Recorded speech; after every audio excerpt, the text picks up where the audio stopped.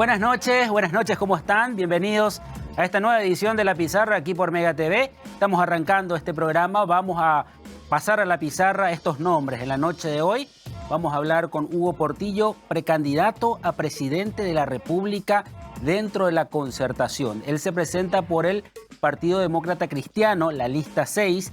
Vamos a hablar de su propuesta. ¿Qué piensa Hugo Portillo dentro de una concertación donde hay varias duplas, donde el 18 de diciembre tienen que ir a internas, a padrón abierto, y ahí elegir quién va a representar a este sector de la oposición para las presidenciales del 2023? Vamos a hablar también con Carmen Alonso, cómo está el recorrido de las mujeres en política. Unas elecciones muy particular por el hecho de que la primera vez que vamos a utilizar el desbloqueo de listas para las listas nacionales a senadores, a diputados, a juntas departamentales. Bueno, ¿qué expectativa hay sobre las figuras que se presentan dentro de lo que es este abanico de propuestas para la ciudadanía?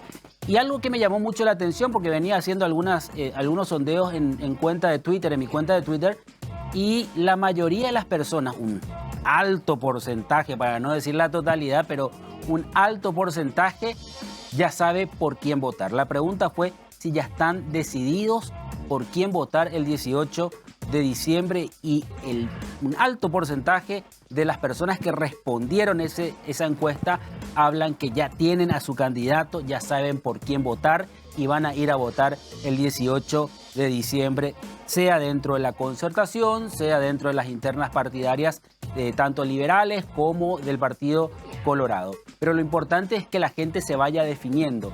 Vimos también la semana pasada ya la encuesta de la Mega Cadena que reflejaba un poco cuál es la tendencia, la fotografía del momento sobre los porcentajes que hay entre las diferentes duplas presidenciales, y algo muy llamativo que se presentó en esta encuesta que tiene que ver con la imagen negativa de los políticos.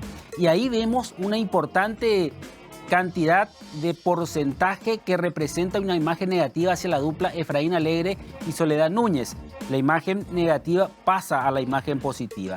Otra imagen negativa que llamó mucho la atención es la de Mario Agudo Benítez, que tiene, ahí está en la pantalla, 64% sobre una imagen positiva de 31.3%. Es decir, casi el doble es la imagen negativa. El poder desgasta sin duda.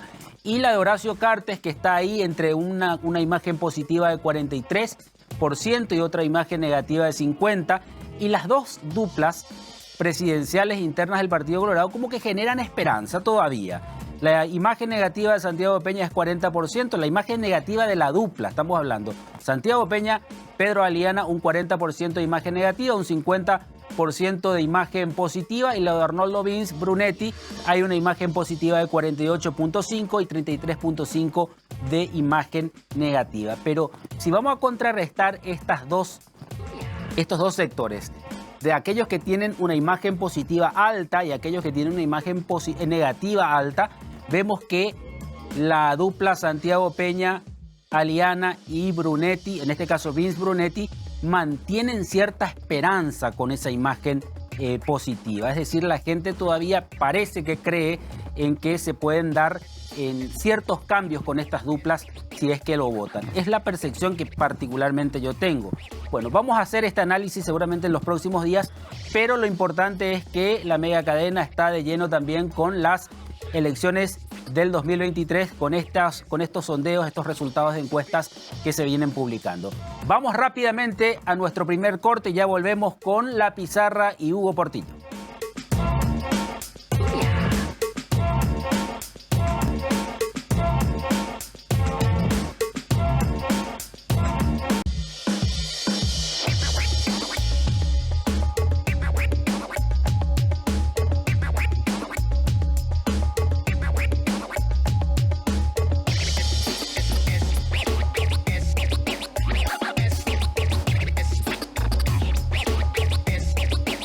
Bueno, continuamos aquí en la noche de La Pizarra, este lunes que nos invita también a seguir este paso hacia las presidenciales del 2023.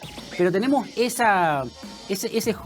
partido preliminar, esa clasificación, como le dicen algunos, que tienen que pasar el 18 de diciembre como para mirar también al 2023. Esta noche, ahora, vamos a hablar con Hugo Portillo, precandidato a la presidencia de la República por el Partido Democrático Demócrata Cristiano. Dentro de la concertación es la propuesta que también presentan desde este partido, y la idea es enfrentar la competencia que van a tener los de la concertación el 18 de diciembre. Recordemos que hay varias duplas que van a ponerse a consideración a padrón abierto, y ahí va a salir el candidato de la concertación. Hugo, ¿cómo estás? Buenas noches. ¿Qué tal, Luis? Un saludo para vos y para toda tu audiencia. Bueno, 54 años casado, 4 hijos, 4 perros. 2 hijos, 4 perros, sí. ¿Verdad? Sí. Que forma parte de la familia, me imagino, ¿verdad? Por supuesto, ¿Sí? por supuesto. ¿Sos animalero o...? Soy animalero. ¿Sí? Sí. ¿Cómo se llaman tus perros? Hanna, Helga, Hilda y Jojo. Mira un poco, che. Y esto de incursionar en política, porque sabemos que vos sos muy activo en redes sociales, estuviste con varios también programas de televisión, pero ¿qué pasó? Vos te dijiste, no, esto, hasta acá llegué, tengo que entrar sí o sí en política. O sea, es que yo creo que todos los seres humanos, de hecho, todos los seres Sí. humanos somos políticos por naturaleza, ¿verdad? Y en el tema mediático estás prácticamente a un paso luego de lo que es la exposición más mediática, más política, y el famoso tema de meterse a la arena y competir. Entonces yo creo que son etapas que se van quemando, digamos. Yo me estoy presentando básicamente en función de un proyecto político para hacer una trayectoria dentro de la política del Paraguay y tener incidencia en las políticas públicas. O sea, no es un O proyecto sea, no es un electoral. proyecto electoral Ajá. no más. O sea, yo quiero incidir en las políticas públicas de este país. De hecho, todos tratamos de incidir de una u otra manera, y ahí siempre la famosa discusión que tenemos con los políticos tradicionales, por llamar de una manera, que te dicen político sin cargo no es político. Yo no estoy de acuerdo con eso. Yo creo que uno puede incidir muchísimo y positivamente en las políticas públicas de un país desde el lugar que le toque, digamos. Ahora, sí, yo creo que el paso que se está dando, que es el hecho de bajarse a la arena o bajarse al charco o bajarse al fango, sí, es complicado porque te darás cuenta que se juega muy sucio, ¿verdad? O sea, apenas entré y bueno, los puñales están a la orden del día, uno tiene la espalda ensangrentada de tantas traiciones y bueno, pero lastimosamente son las reglas del juego, y si yo no ocupo este espacio, lo va a ocupar uno de los que siempre estoy criticando, que es la línea esta contra la corrupción y contra la impunidad, que yo creo que es lo que le hizo un gran daño a nuestro país en estos 33 años de post-dictadura. La gente dice, no me voy a meter, voy a dejar nomás, pero la gente buena, con buenas intenciones, que no se mete, le está dejando un espacio a los corruptos para que se metan. Entonces hay que entrar a competir, hay que entrar a ocupar esos espacios, y eso es lo que yo trato de alentar a la ciudadanía. Entonces, para que no digan que simplemente garganteo detrás de un teclado, Sí. que es el tema ese de Twitter y las redes sociales, o detrás de una cámara, bueno, me estoy tirando a la arena política, con todo lo que eso significa, ¿eh?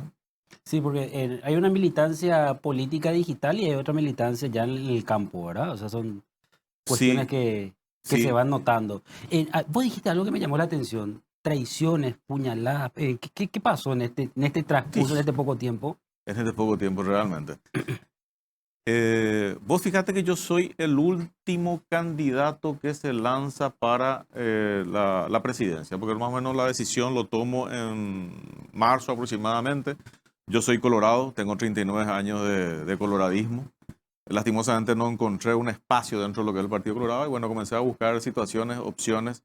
Dentro de eso encuentro la plataforma política en el PDC, digamos, a pesar de que mi postura inicial fue siempre competir en abril. Yo creo que esa es la puja real, Sí. en abril.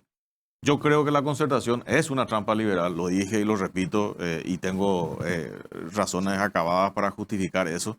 Entonces, pero aún así, de todos modos, acepté meterme en el PDC, por más de que tenía un preacuerdo con la concertación, todavía no era el acuerdo, porque creía que tenía la capacidad para convencerles que a cualquier partido le conviene la puja de abril, y no morir en el anonimato del partido de partidos que hoy es la Concertación. Hoy la Concertación le mató a todos los partidos que están en la Concertación. Así nomás de sencillo. Es quien me diga lo contrario está mintiendo, ¿verdad?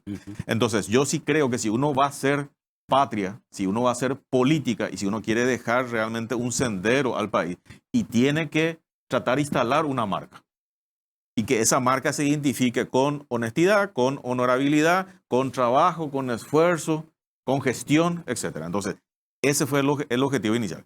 ¿Qué pasó? El primer desazón que tuve es que el partido decide, contradictoriamente a sus propios intereses, decide no competir, por ejemplo, en abril. Yo dije, pero no tiene sentido lo que están haciendo. Entonces, sí, ahí surge en el tema del tema de las traiciones, digamos, porque Efraín muy astutamente, digamos, que sabe manejar el tema de la seducción de los cargos administrativos. Y lo digo y lo repito, Efraín ya repartió 40 ministerios, tenemos 17. ¿Se le tiene todo su gabinete? No, de sobra y todo. O sea, tiene 2, 3 ministros para cada cartera, eso es espectacular. O sea, algunos le va a dejar fuera, pero todos creen. Y yo digo, espera un poco. En primer lugar, no llegó. Y si llega, hay que ver si cumple. Pero evidentemente a los paraguayos les encanta que se les mienta. Ajá. Entonces, bajo esa mentira, resulta que se articulan el tema de los partidos y toman decisiones que van en contra de los intereses de su propio partido. En donde yo otra vez me cuestiono, bueno, ¿cuál es entonces la función de los partidos?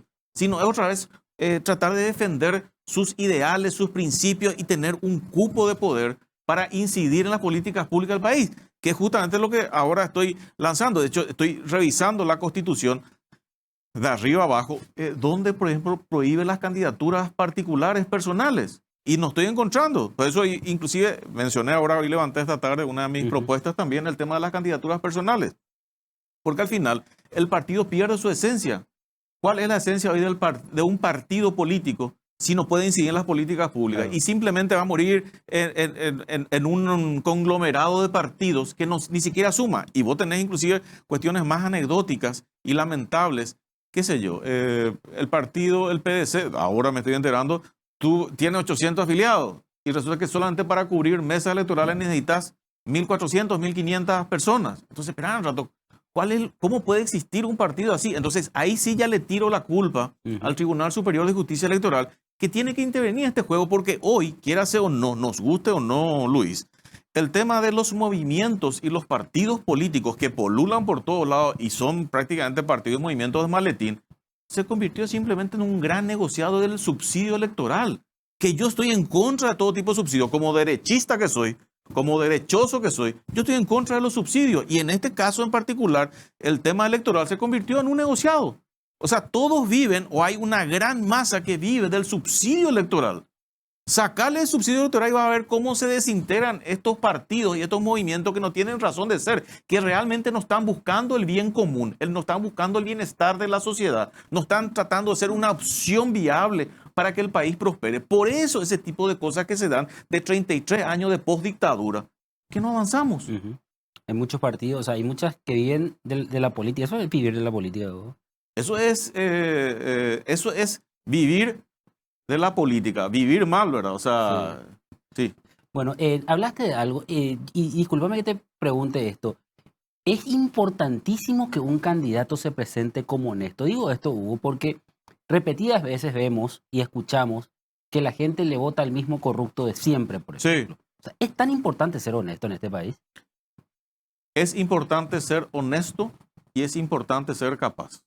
Porque uno no va con lo otro. O sea, de nada te decía que sea un honesto tonto o que sea, o sea, y si sos un corrupto inteligente, tampoco sirve, ¿verdad? O sea, las dos cosas se tienen que dar. Se tiene que dar honestidad y se tiene que dar, evidentemente, inteligencia. Si no, no tiene sentido de ser.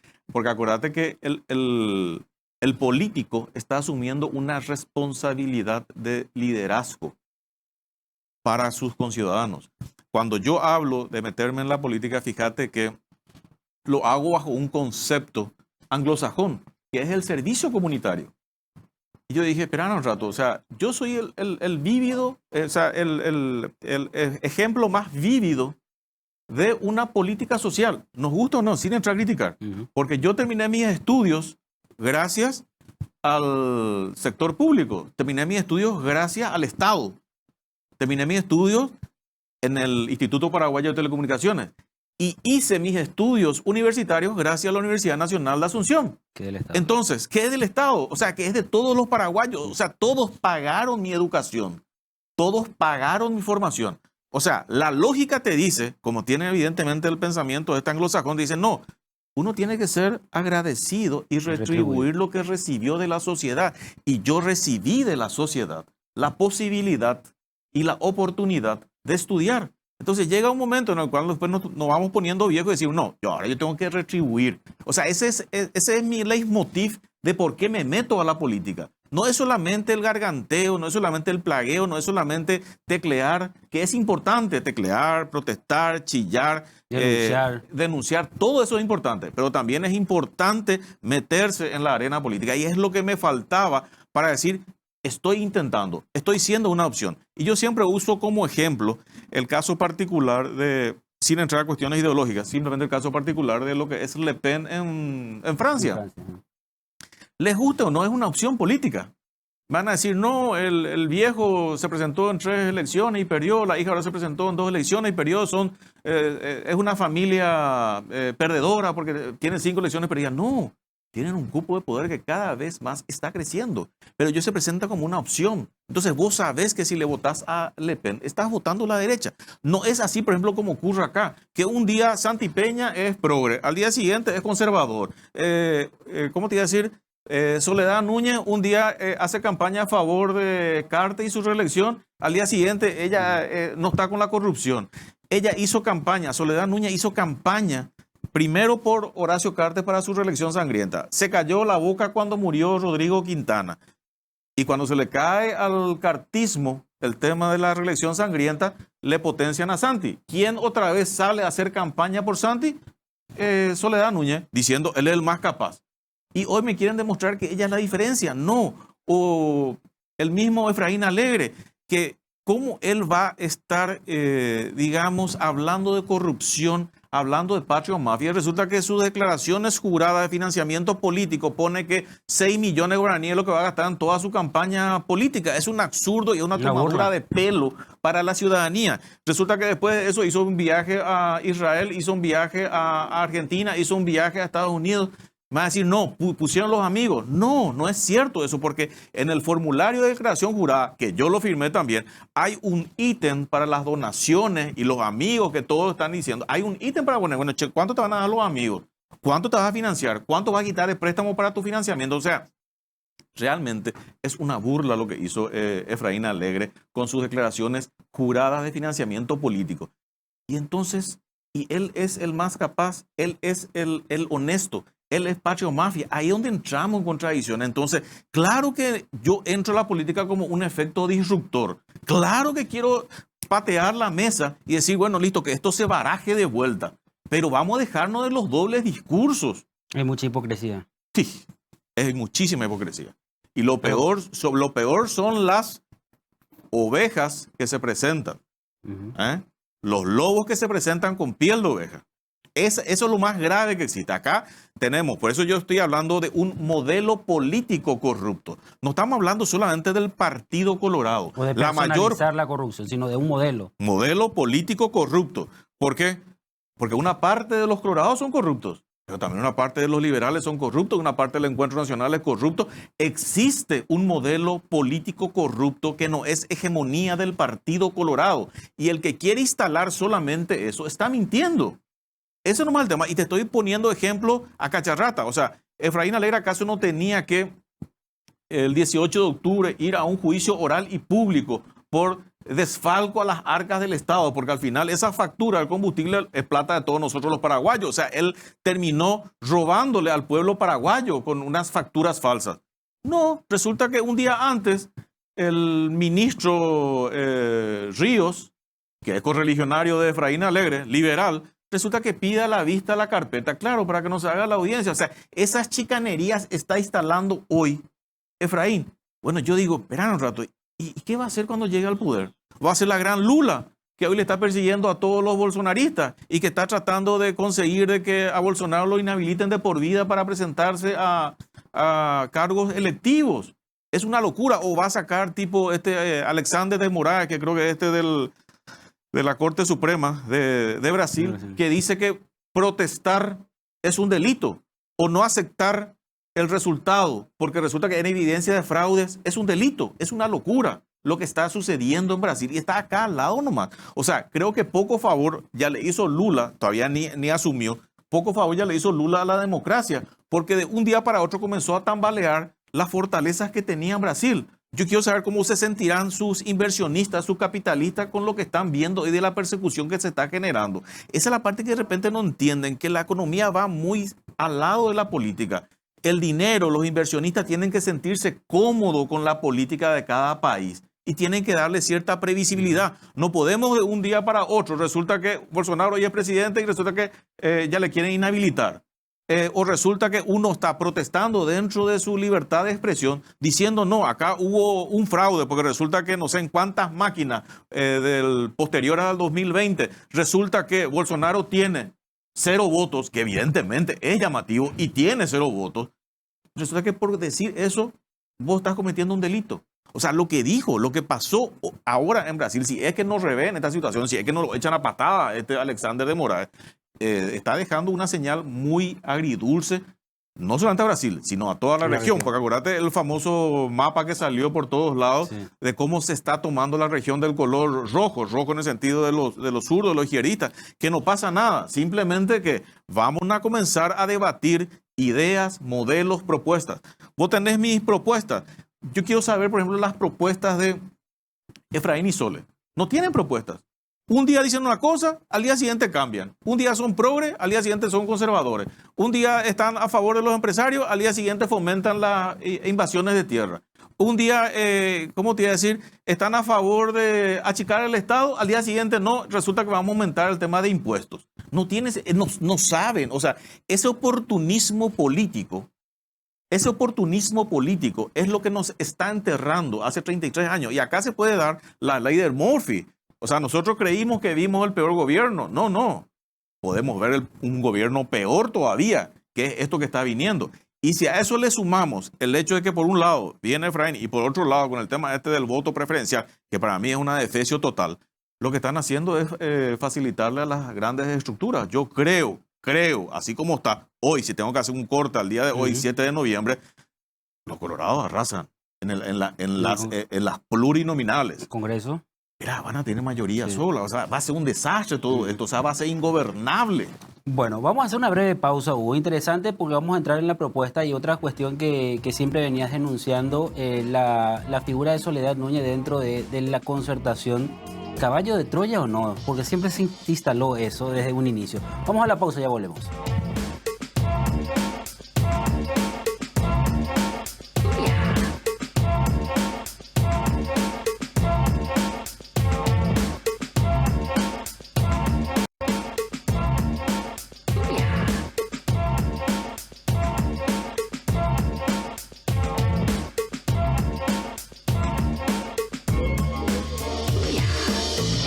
Bueno, ¿qué tan importante es para un proyecto presidencial tener una ideología clara, Hugo? Yo creo que para todo lo que uno vaya a emprender en la vida tiene que tener una hoja de ruta inicial.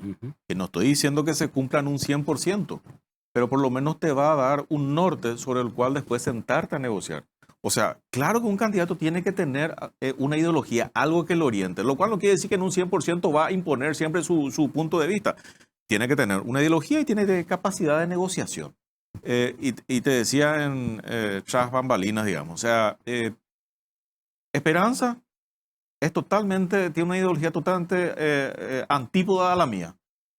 Sin embargo, con Esperanza yo me podría sentar a conversar, porque yo sé lo que ella quiere, lo que busca y lo que defiende, y yo sé lo que yo quiero, busco y defiendo.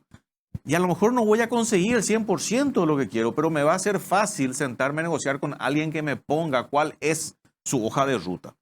Esa es la parte complicada hoy y que es lo que estuvo generando todos estos años de pérdida de civismo en nuestra república, porque el que sube, como dicen, no tiene programa, no tiene hoja de ruta, se pasa mintiendo y llega al momento de asumir y es solamente robo.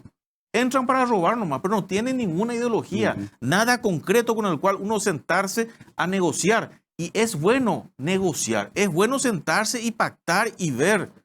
Entonces, pero si vos no tenés la previsibilidad de quién lo tenés enfrente, yo no sé, hoy lo puedo tener enfrente a Efraín. Sin embargo, no sé qué ideología tiene él. Aparte que sé que quiere entrar para robar él y su entorno, no sé qué ideología defiende. O sea, ¿cómo me puedo sentar a discutir un tema? ¿Cómo puedo sentarme a discutir sobre achicamiento del Estado, sobre calidad del gasto público, sobre impuestos, sobre la propiedad privada? ¿Cómo me puedo sentar a negociar? ¿Cómo me puedo sentar a negociar Itaipú? Si ni siquiera sabe lo que quiere. No, vamos a regalar energía, no me dice. Y no tiene sentido. O sea, es muy popular. Ahora, vos comenzás a desgranar lo que significa eso y no tiene sustento lo que está planteando, porque no es sostenible ni en el mediano plazo ni en el largo plazo. O sea, no tiene un sustento lógico. O sea, lo que él dice, tiene un solo tema para desmembrar, para desarticular. Y no, vamos a regalar la energía. Ok, vos sabés que Paraguay, el mayor porcentaje de su consumo de energía es exclusivamente de consumo doméstico. Sí.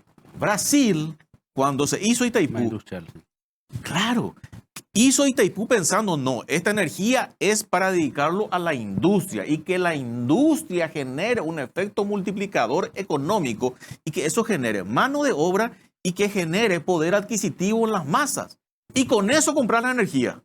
Ahí estoy de acuerdo. Ahora, si nosotros simplemente vamos a usar toda nuestra energía de Itaipú para aire acondicionado y para consumo doméstico nomás, y encima otra vez vamos a tirar el precio por el piso, ¿qué estoy haciendo para industrializar mi país? O sea, el sector privado es el que genera mano de obra. El hecho de que consumamos toda nuestra energía, ¿qué va a hacer?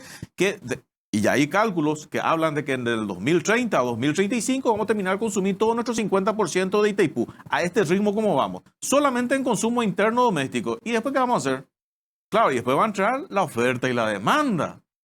Entonces va a haber gente que va a seguir demandando energía, pero ya no va a haber. ¿Qué va a hacer? Que automáticamente suba el precio. Entonces, lo que dice Efraín es un eufemismo, es una mentira, es un sofisma, es una falacia. Sin embargo, suena bien hoy para la muchachada. Sin embargo, yo quiero saber qué proyecto se va a hacer para el uso de la energía y otro tipo de matriz energética que el país puede generar, la eolística o lo que sea, para seguir creciendo como país. Ese nomás es el punto. ¿Y por qué no copiamos el modelo brasileño que nos inventaron la pólvora? Lo hicieron hace 50 años y nosotros todavía seguimos pensando qué vamos a hacer con nuestro 50%. Entonces, con Itaipú tenés dos situaciones nomás. O sigo tipo renta, sigo tipo alquiler, le sigo dando a Brasil y que me dé tipo renta, o comienzo a utilizar. Yo soy de la idea de que hay que utilizar, pero se tiene que utilizar Itaipú para generar mano de obra. Para generar mano de obra tenemos que destinar al sector privado, tenemos que destinar a las industrias, tenemos que destinar a los que generan un efecto multiplicador. Esa nomás es la realidad. Y no estoy descubriendo la pólvora. O sea, todos los países desarrollados desarrollan esa fórmula. O sea, acá resulta que varios candidatos te hablan, no, vamos, porque está de moda, porque es cierto. En todos los lugares donde yo me voy, y evidentemente en todos los lugares se van el resto de los candidatos, ¿qué es lo primero que te pide la población? La gente. Trabajo, laburo, empleo. Y es cierto, pero yo como candidato no puedo decir, no, voy a crear 500.000 empleos, voy a crear 200.000 empleos, y resulta que todo el empleo que están generando es simplemente meter más gente en la municipalidad, meter más gente en la gobernación, meter más gente en los ministerios, etc. El sector público no genera riqueza en ningún país del mundo. El sector privado es el que genera la riqueza del país. El sector público debe ser lo más chico posible, lo más eficiente y lo más profesionalmente posible para regular el bienestar de la sociedad. Pero esos conceptos mínimos no se tienen. Yo entiendo el tema de izquierda o derecha. No tendría que haber mayor ambivalencia si el objetivo es el mismo. Pero para eso cada uno tiene que saber cuál es su ideología, a qué es lo que estás apuntando, qué es lo que querés. Entonces, cuando vos sepas lo que querés, vamos a hablar de las alternativas. Y si vamos por acá y si vamos por allá. O sea, esa es la situación que se tiene que dar. Pero hoy la mayoría, ¿por qué los políticos no quieren discutir? ¿Por qué Efraín Alegre no quiere debatir? Porque no tiene, está hueco, no tiene plan, no tiene gobierno, no tiene nada. Vos fíjate que la primera vez que trató de zafarse de la pregunta sobre su proyecto económico, no, dijo, no te preocupes, eso mi gente está viendo. Ahí el que lidera es Dionisio Borda. A los 5 minutos sacó Borda un mensajito diciendo, yo no tengo nada que ver con su plan de gobierno económico.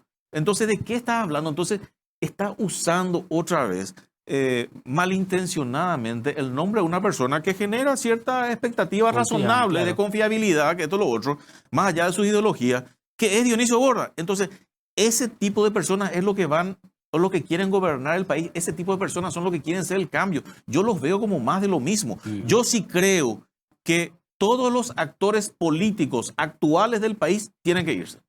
Ese discurso que dan algunos, no, la vieja política que sigue y la nueva que quiere entrar, mentira. Todos estos diputados que ya están en un periodo para atrás, tienen el mismo discurso. Katia González es más de lo mismo. No me van ni a engañar. Todo show, todo mediático. ¿Quién boicoteó los 2 últimos juicios políticos contra Sandra Quiñones? Y Katia González presentando antes de tener los votos necesarios, o presentando incluso sin tener el visto bueno de sus demás compañeros. Claro que boicoteó. Ahora la pregunta que me hago, ¿boicoteó gratis? Y no sé, me queda una gran incógnita. Y después sí, salgo con el baile de Shakira y me hago de la cirquera, pero no, ¿a qué vamos? ¿Qué queremos para nuestro país? O sea, pero como te decía, para que no sea todo tan negro y tan nefasto, yo creo que de todos modos estas elecciones del 2022 y del 2023 marcan un hito. ¿En qué sentido? En que estamos más plagueones, más gritones, más criticones, y eso es bueno para la ciudadanía y para el civil. Conformistas. No, por lo menos vamos a zarandearnos, claro, viejo. O sea, más. No estamos más conformistas. Eso, tenemos que comenzar a ser más chillones. El paraguayo tiene que hacer más chillones y tiene que comenzar a saber discutir y a debatir. El paraguayo no quiere discutir ni debatir porque tiene miedo de perder, porque tiene miedo de evidenciar que no tiene argumentos. Por eso no se presentan. Por eso no hay debate. En este momento tendríamos que estar debatiendo y agarrándonos de los pelos, bueno, nosotros no tenemos, agarrar a las trompadas, digamos en el sentido figurativo de la palabra, con argumentaciones, con posiciones, con ideologías, con propuestas, con puntos de vista. Acá no estamos yendo. Vos fíjate que hace 10 años el país tenía un nivel de endeudamiento de 2.500 millones de dólares. Hoy, 10 años después, tenemos 15.000 millones de dólares. El año que viene tenemos que pagar 1.200 millones de dólares solamente en servicio de la deuda. ¿De dónde vamos a sacar la plata? Y resulta que los paraguayos comenzamos ya a bicicletear. O sea, peaje y sé que estoy sacando nuevo crédito para cancelar los intereses del viejo. Ni siquiera estoy generando recursos genuinos propios del país para pagar mi deuda. Pero, espera un ratito. Vamos a culpar al Ejecutivo que fue el que endeudó. Cierto. Pero ¿quién aprobó antes? El Legislativo. Sí. Y en el Legislativo, ¿quiénes están? Otra vez la gente de la oposición. Entonces, esa farsa de la oposición, que es más de lo mismo, por eso yo le critico al modelo político corrupto. Y dentro de ese modelo le meto al oficialismo y le meto a la oposición como tal. Y que se dejen de macanear, que cada uno comience a asumir su cuota parte de responsabilidad en el desastre de lo que hoy en nuestro país. Y vos fíjate que en los próximos años se puede dar una cuestión incluso más grave. Porque digamos que los números macroeconómicos estaban bien, siguen estando bien, pero están cayendo. Pero digamos que todavía tenemos ciertos macronúmeros para lucirnos económicos, macronúmeros económicos. Sin embargo, podemos entrar en default. ¿Por qué podemos entrar en default? Y porque no tenemos para pagar nuestra deuda, hermano. Estamos sacando nuevos créditos para pagar los créditos que no podemos pagar. Eso es default.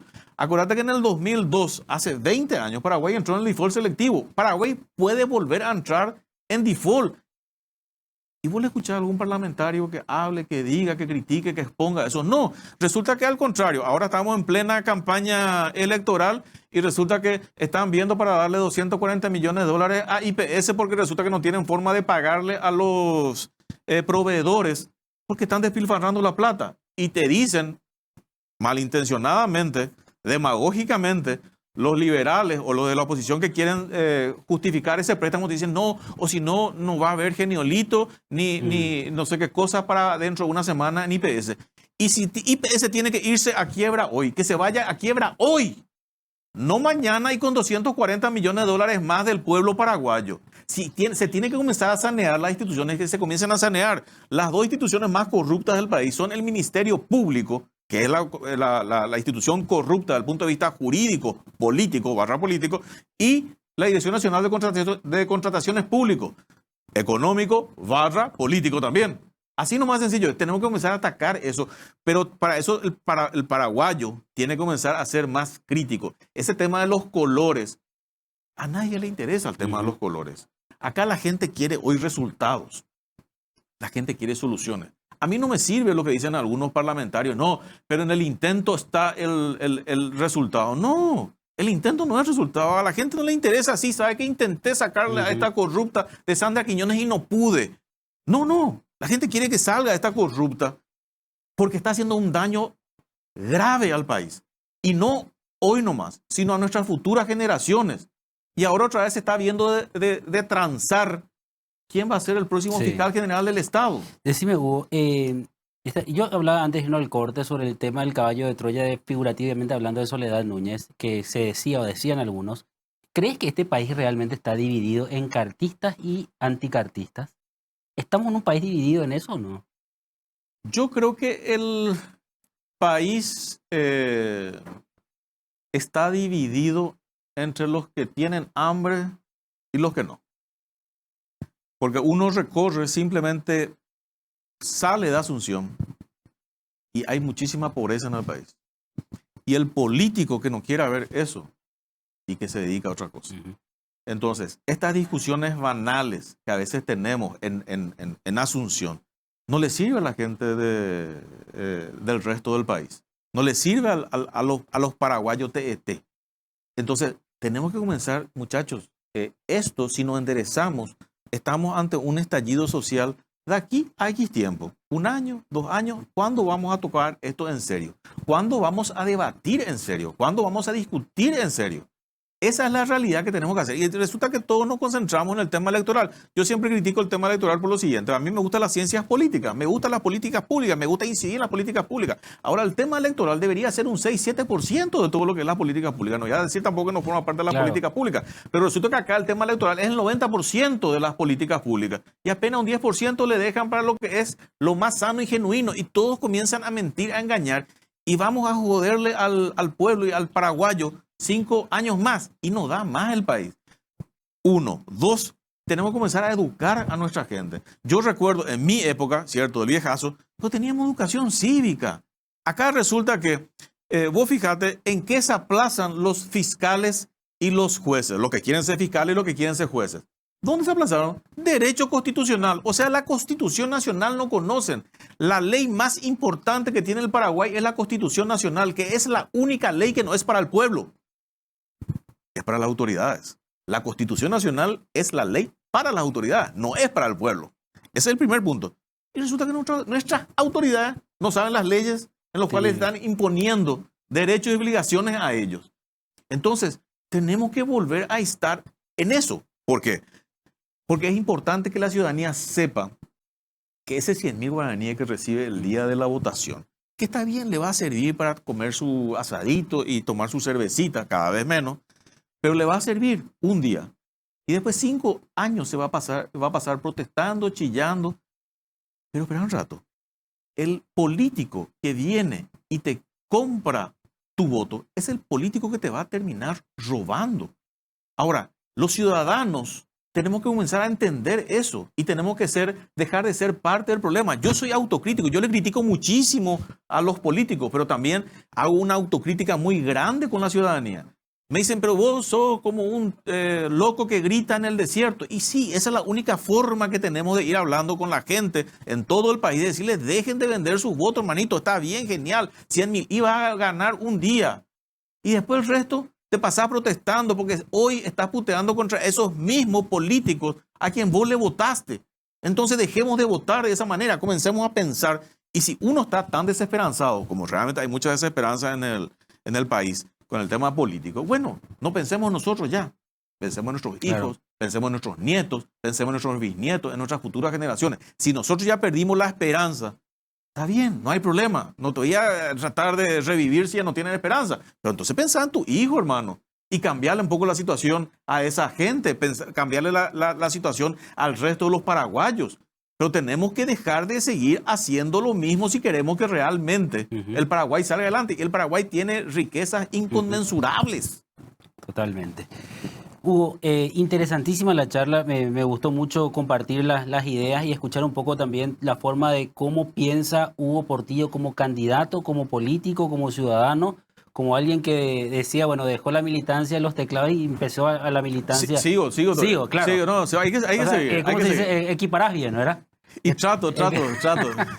Hugo, muchísimas gracias por venir, muy amable, como Muchas siempre. gracias, Luis. Un saludo para vos y para tu audiencia. Éxitos. Estuvimos con Hugo Portillo, precandidato a la presidencia de la República dentro de la Concertación, está dentro del Partido Demócrata Cristiano, es lista 6 dentro de la Concertación Nacional. Cerramos este bloque, ya volvemos en minutos con más La Pizarra.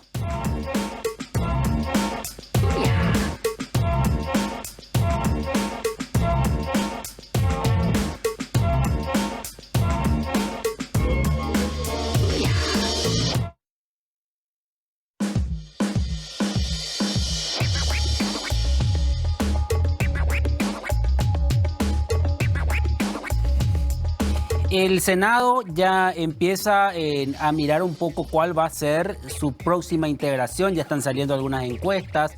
Hay otra encuesta que hacen los propios candidatos que dicen, bueno, la encuesta de la calle, el día a día con la gente.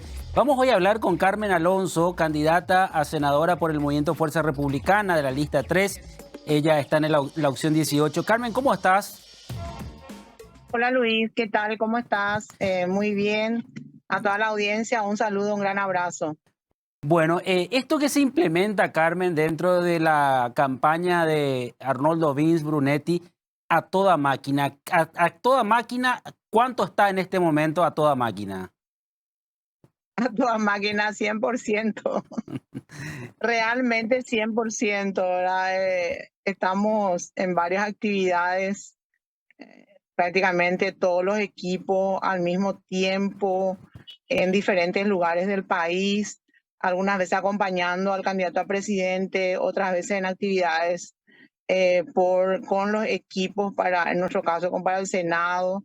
Y mira, cuando más se acerca el 18 de diciembre, el Día de las Internas, realmente el trabajo es intenso y estamos sin parar.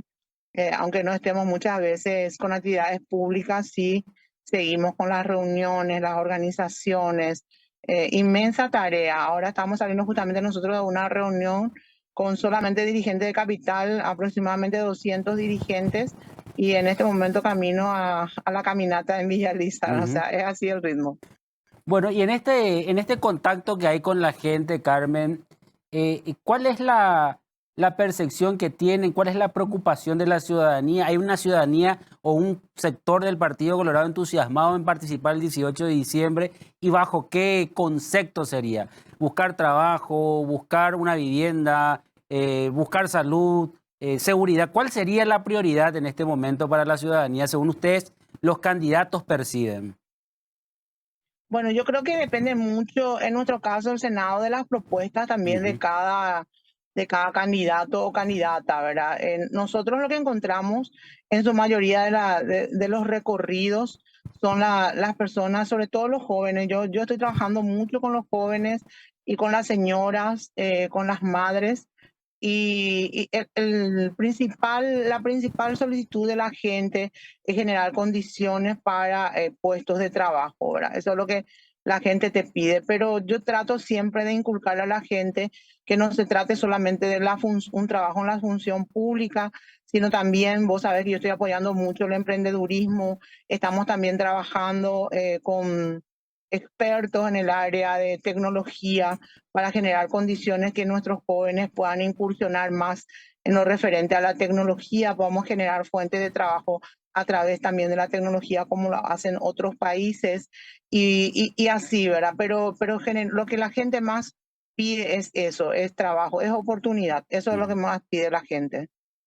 Carmen, sé que estamos en una época electoral donde se ponen a consideración en las elecciones internas del Partido Colorado propuestas, dos proyectos diferentes, pero ¿crees en la unidad del partido después del 18, de los Colorados después del 18 de diciembre? Yo creo en la unidad de las bases.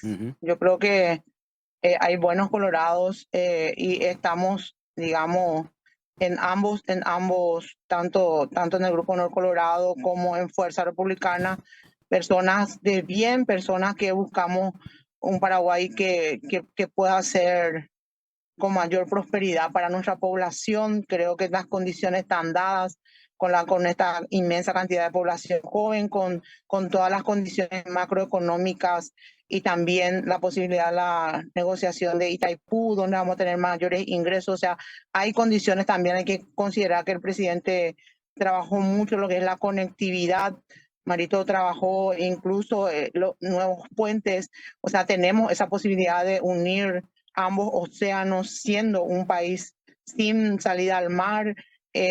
O sea, hay tantas condiciones para poder desarrollarnos y creo que los colorados tenemos la responsabilidad moral de trabajar de manera conjunta sin mirar intereses particulares ni de grupos, pero yo soy partidaria de que las personas que tienen problemas con la justicia y las personas que están utilizando solamente al Partido Colorado, que creo que principalmente algunos referentes de Honor Colorado, no tenemos por qué abrazarnos con ellos, ¿verdad? En eso yo no estoy de acuerdo.